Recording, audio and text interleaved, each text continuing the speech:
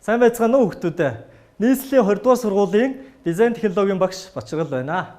Өнөөдрийнхөө хичээлээр 6 дугаар ангид металл боловсруулах бүлэг сэдвийн хүрээнд металлаар хийх идэллийн загвар гаргах хичээлийг багш нь заана.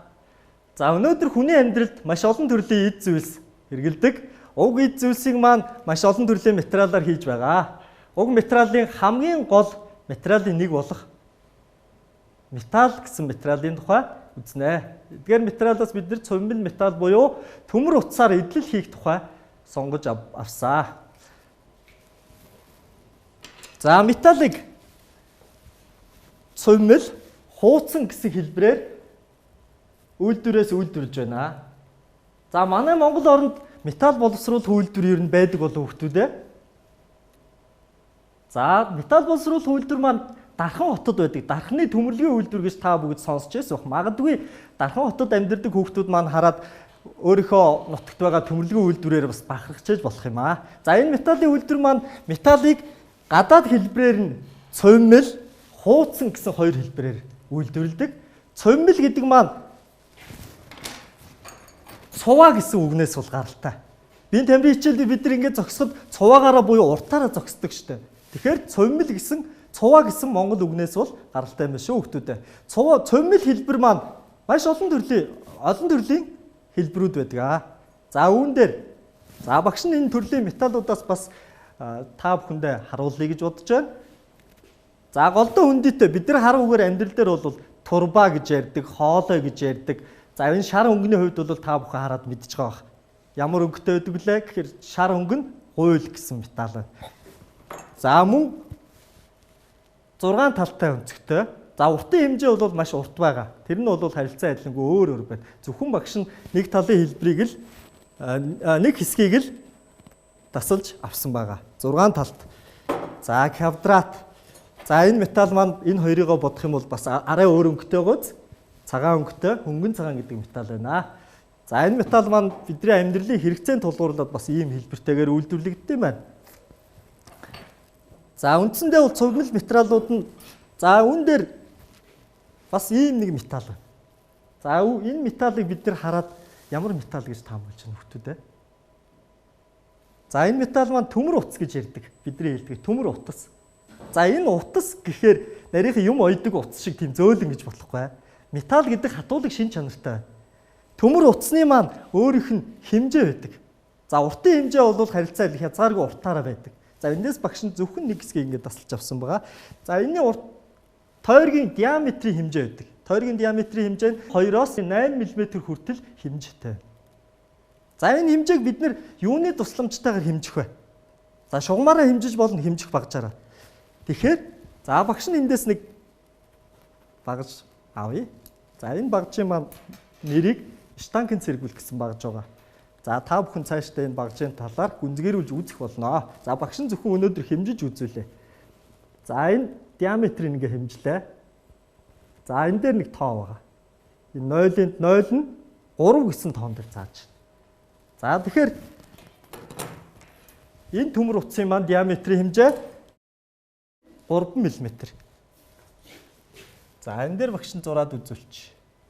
За тэгэхээр уг төмөр утсын маань хөндлөн огтлын хэмжээг багш нь сая штанген цэргүүлээр хэмжсэн. За самбар зурж үзүүлсэн байна. Диаметрийн хэмжээ 3 мм хэмжээтэй. Тэгэхээр бид нар сурах хүчиг хамгийн чухал байгаа. Хүүхдүүд та бүхэн багшийнхаа хичээл заах үйл ажиллагаанд бэлдэж тодорхой хэмжээгээр хичээлийн бэлтгэлээ бас хангасан байгаа бох гэж бодож байна. За тэгэхээр сурах хүч маань бидний хамгийн чухал хэрэглэгдэхүүний нэг байгаа. Сурах хүчгийн 9-р хуудсыг гаргаарай хүүхдүүдээ. 9-р хуудсанд төмөр утсаар хийж болох идэллийн жишээ зураг байгаа. За онлын хэсэгтэй байгаа. За өнөөдрийнхөө хичээлд бид нэр төмөр утсыг ашигласан бүтээл хийх тухай үзнэ гэсэн. За энэ дээр багшийнх нь бидний амьдралд хэрэглэгддэг олон төрлийн идэллүүд байна. Энэ идэллээс зөвхөн 3-4 төрлийн идэллийг ингээд өнөөдөр сонгосон байгаа. Хүүхдүүд маань та нар эндээс баяжуулаад маш олон төрлийн идэллийг хийж болно гэсэн үг. За багш нь эндээс ингээд үзүүлээ. За энэ үлгүүр хараад мэдж байгаа. Үлгүр маань бидний амьдралд янз янзын материалаар хийгдсэн байдаг шүү дээ. Төмрөөр хийхээ хамгийн ач холбогдолтой зүйл нь гэвэл хүүхдүүд бид нэр гэрийн нөхцөлд төмөр байж болно. Захилгааны утас, хатуу биетэй утас нугалж хийж болно. За энэ хэмжээ маш их чухал.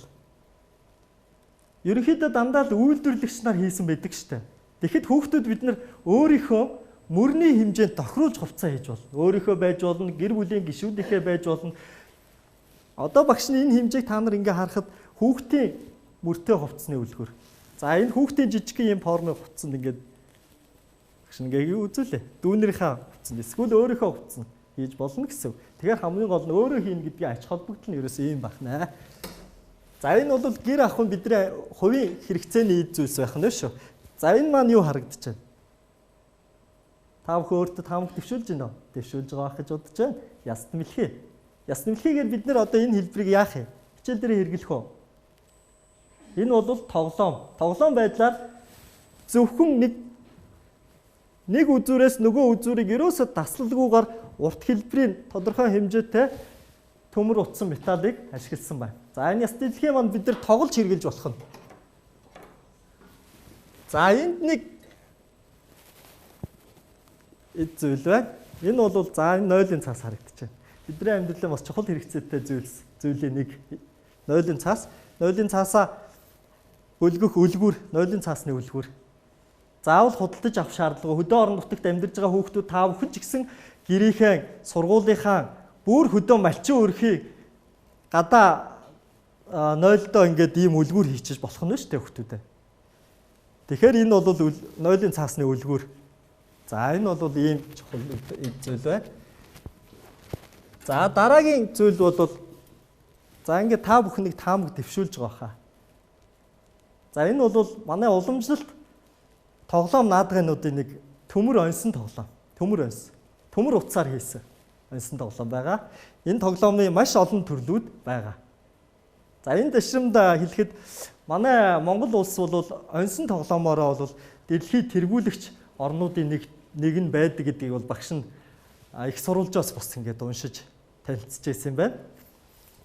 За бүгдээрээ өнөөдрийн хичээлээр за та бүхэн энэ самбар руу хараарай хүүхдүүдээ. За энэ самбар дээр зурсан зураг байгаа. Ерөнхийдөө энэ деталуудын хэсгүүдийн онсон тоглоомын хэсгүүдийн дарааллын зураг. За энэ онсон тоглоом маань 3 хэсгээс бүрдэж байна. 3 хэсэг. За дээдлийн энэ хоёр талдаа энэ гогцоотой зүйл бол гол нурууны хэсэг, доод дундлын хэсэг, за энэ төгсгөлийн хэсэг. За энэ яаж тоглолт юм болоо гэж та бүхэн гайхаж байгаа. Та бүхэн магадгүй одоо гэртээ ийм онсон тоглоомтой хүүхдүүд зөндөө байгаа байх гэж багш зөндөө байгаа. За бүгдээрээ ингээд тоглоо сурцсан бүр мундаг ингээд тоглодог хүүхдүүд, огт харж байгаагүй хүүхдүүд ч байгаа. За тийм учраас бид нар бол өнөөдрийн хичээл дээр энэ төмөр утсаар хийсэн энэ онсон тоглоомыг өнөөдрийн хичээл дээр бүгдээрээ хийнэ. Анхны санаа загвар болгож туршилт байдлаар хийнэ гэсэн. Туршилтаар хийнэ. Цаашдаа өшөө ингээд сайжруулад хийнэ гэсэн үг. Багш нь туршилт байдлаар энийг хийж үзүүлнэ. За одоо яаж тоглодог вэ гэж гайхчихж магадгүй. Багш нь зүгээр ингээд жишээ олгоод нэг тоглож үзүүлье. За энэ ингээд гуруула хэлхээтэй байгаа. Зөвхөн эндээс энэ ямар хэлбэр вэ нөхдөдөө? Харагдж байгаа үз? Зүрхний хэлбэр. Зүрх харагдаж байна. Заавал зүрх шиг хэлбэртэй байх албатай яа гэдгийг та бүхэн одоо сайтар ажиглана. За ингээд орууллаа. Амархан байна уу? Үгүй юу? Багш нь араа урдаа хийцэн үү? За энэ дээр хэдүүлээ хийснийхээ дараагаар тухайн тоглоомоо яаж тоглодог, яаж хийдэг тухай бүр маш сайн үзүүлнэ багш нь. За одоо ингээд буцаагаад байранд нь хийч. За бид нар үүнийг хийхин тулд тодорхой хэмжээний багаж хэрэгтэй. За хамгийн чухал багаж бол дан үүн дээр ямар технологи явагдж байна гэвэл дандаа л ийм тойрог үүсгэсэн гогцоо. Жишээ нь энэ тэгэхэд 4 төрлийн гогцоо, 4 гогцоо. Энэ гогцоонууд бүгд өөрийн гэсэн хэмжээтэй. За энэ гогцоо үүсгэхэд хамгийн чухал багажийн нэг нь за энэ бид нар хил заншсаар бах. За энэ бахны та хүн хушууны буюу энэ ажлын хэсгийг ажиглаж байна. Ажлын хэсэг нь ямар ч өнцөг байхгүй юм. конус хэлбэртэй ийм хушуутай. За энэ бол яагаад ийм байгааг гэвэл зөвхөн энэ тойрог үүсгэхэд зориулсан. За багш нь одоо та бүхэнд ингээд гогцоо хийж үзүүлээ. За ингээд тойргоо явуулаа.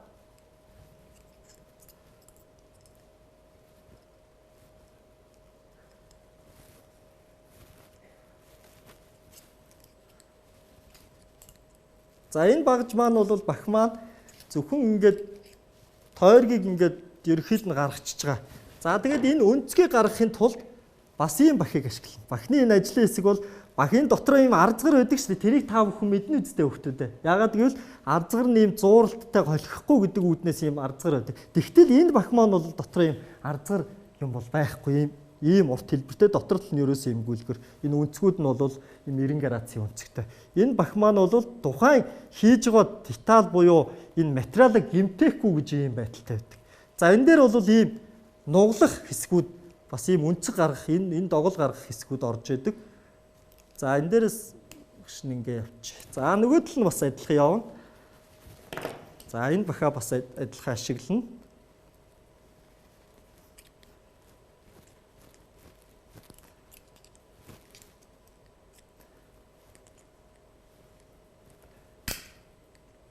За хүүхдүүд энэ бахаар ажиллаж байгаа хамгийн гол юм нь бол аюулгүй ажиллагаагаа маш сайн хангах хэрэгтэй.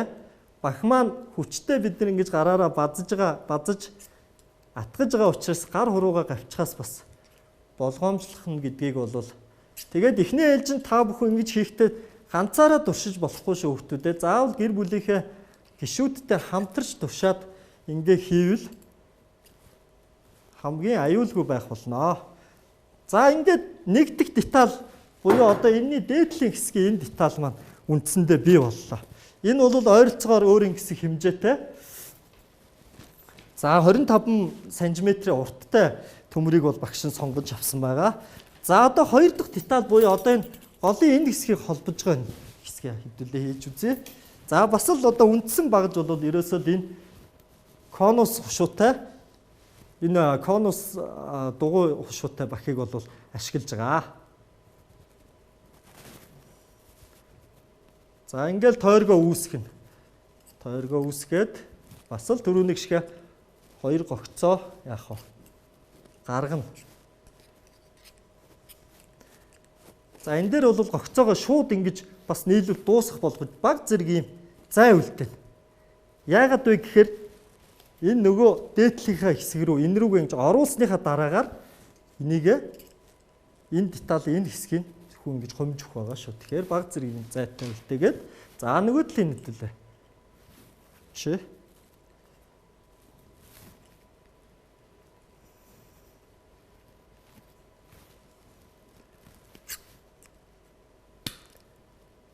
за тэр ингээд багш нь бас аюулгүй ажиллагаагаа маш сайн хангаж хийж байгаа шүү.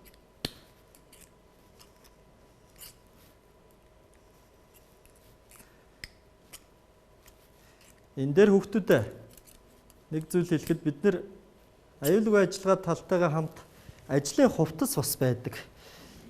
За багш нь ингээд ажлын хувцас өмсчээ. За ажлын хувцас өмсчээ. Сая би багш нь сая ингээ хийжсэн энэ хамцын энэ гэсэн ингээ тэглээдсэн ажлын хувцас өмсөөгөө шүү. Тэгэхээр та бүхэн бас гэр оронд чинь ийм материал байж болох юм. Эсвэл байхгүй байсан ч гэсэн ээжээрээ оюулж болно.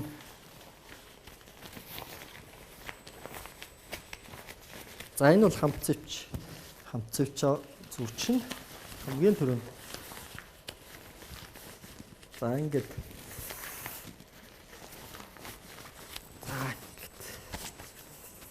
Хамцвч зүүж хичээл дээр та бүхэн бүгд ингэж ажилдаг байх гэж бодож байна. Хормогчоо.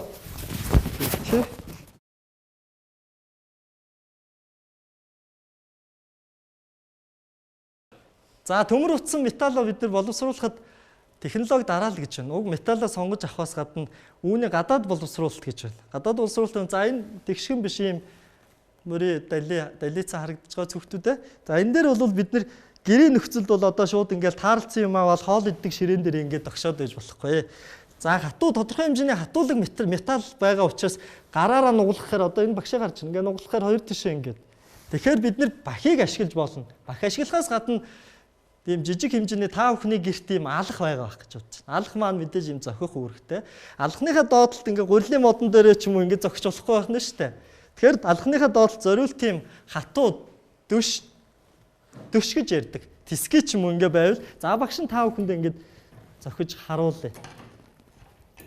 За энэ дөшөө бол бэхэлсэн байгаа. За энэ дээр